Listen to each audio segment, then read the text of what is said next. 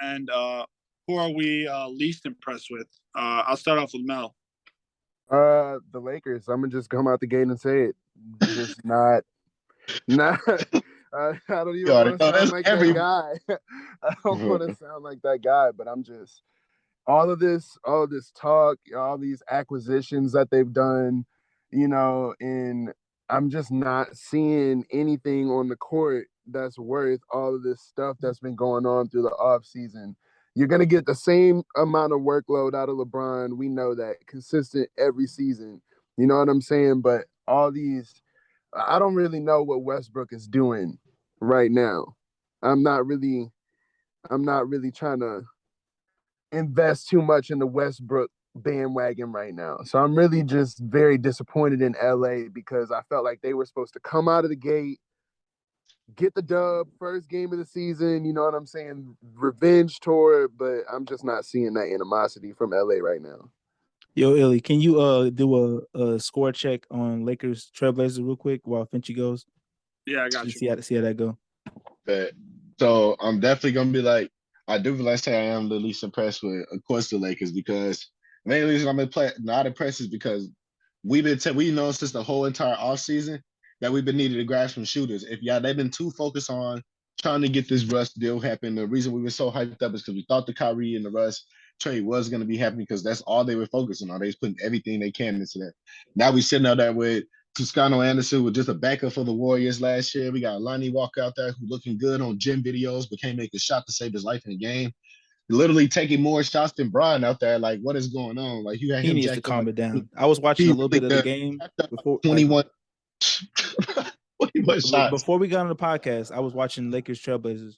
He was taking pull-up threes like he's Steph or something. I'm like, bro, calm it down. He's the only one, dude.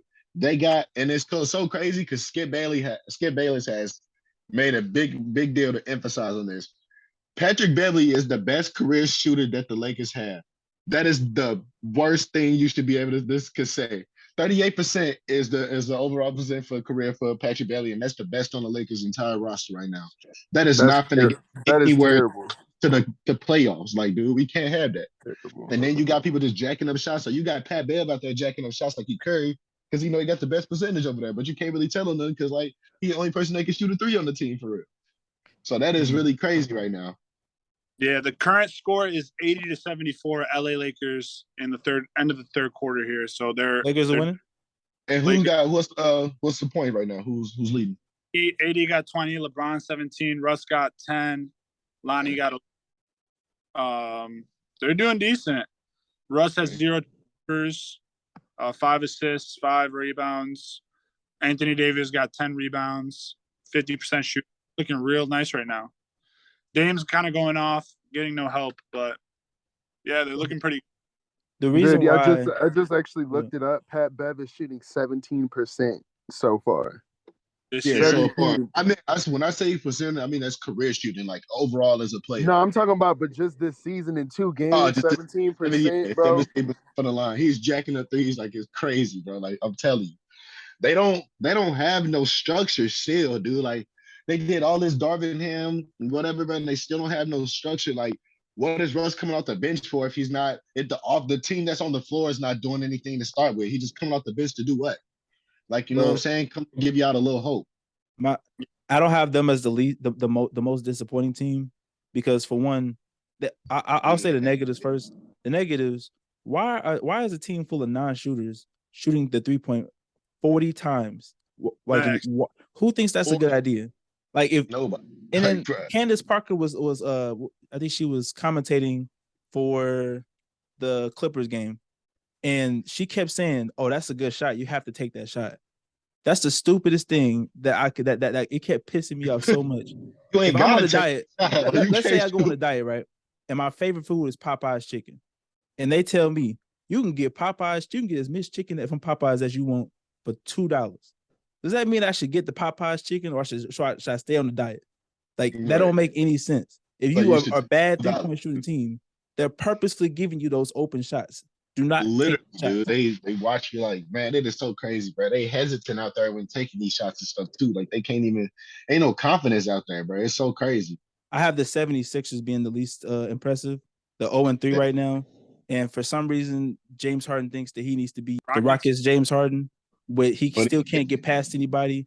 His step back isn't really as great as it used But to he be. hitting them He's- shots though. But the thing I want to say is, only reason I didn't put them as my mostly suppressor because this is the Harden that we need to see something out of since Brooklyn. Like he looking way healthy out there. He's skinnier. Dude was yakking like the way he stepped back, Marcus Smart and JT, bro. That was crazy, man. And he made that shot. That was crazy, bro, on the second one. But we seeing James Harden get back into his groove, and that's what I like. I'm not gonna doubt them out because they first 3 games start out because this ain't the NFL where if you lose 3 off the rip, it really matters like that. We watched the Celtics be in a terrible position, come back and end up the East Conference Finals champs last year. So I'm not going to doubt the 76ers out because they still, you know what I'm saying, they got time to work. They got time to still come up on that. See, the problem with They- him though is he dribbles the hell out of the ball. Like, let me Yeah. give you a stat. The first opening night, he dribbled the ball 525 times. The next closest person was Steph Curry with 296. Think about that. Wow. Think Oh about my that. God. So he's That is- dribbling the ball, the air out of the ball the whole time. Embiid can't get a rhythm. You got They Tyrese really be out here Maxey. counting that? That's crazy, bro. They're starting Tyrese Maxey, who was supposed to be like the next upcoming star. He can't get the ball, so why are you starting? You might as well put him on the bench. And Tobias Harris is out there and just running, doing absolutely nothing. I don't blame him as much anymore because like how can he do anything? So I just don't like that. The offense He is that- like the fill-in player right now. Like he's not bad, but he ain't the best. He's a starter. That's what I'm saying.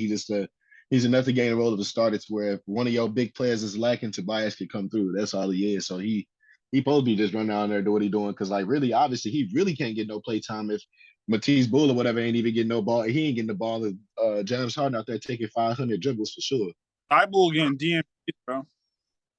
Really, I didn't even know that. That's Yeah. crazy. He's, That's crazy. You say he what? he's getting DMP'd.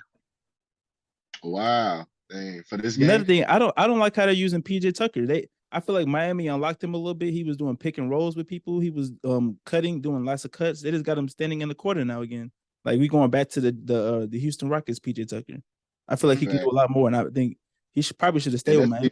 He's a big defensive player, bro. Like, that's really what you want him on. You want him facilitating your defense, bro. And you want him putting your team like a shoe gamer because everybody know ain't nobody messing with PJ from the shoes in the locker, bro. No, the NBA, he got the hardest shoe collection out here. True. Yo, drip right on the court, you good.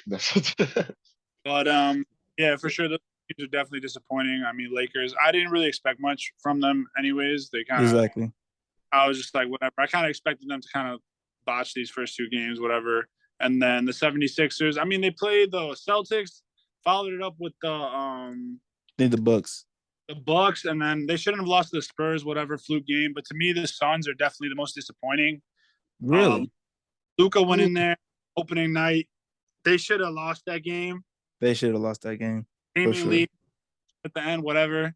And then Dame goes in there yesterday, I think, 2 days ago on Friday, and put them boys gave them an L. And then I think they got the Clippers tonight. I think the Clippers are definitely going to beat them. They just don't have that solidarity that they had, that camaraderie. I think they're not number 1 this year. I know that. They're not about to be 1 seed like we said. We're gonna I get was into wrong. that. I was wrong on that. For sure. Let's go ahead. him and Monty are kind of going back and forth, and then he doesn't respect Chris Paul anymore. D Book, he looks nice. I mean, D Book's gonna be D Book.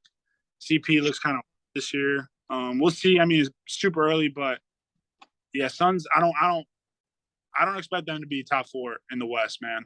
Dang, They top look- 4? Dang. I think it might be like 5 or 6.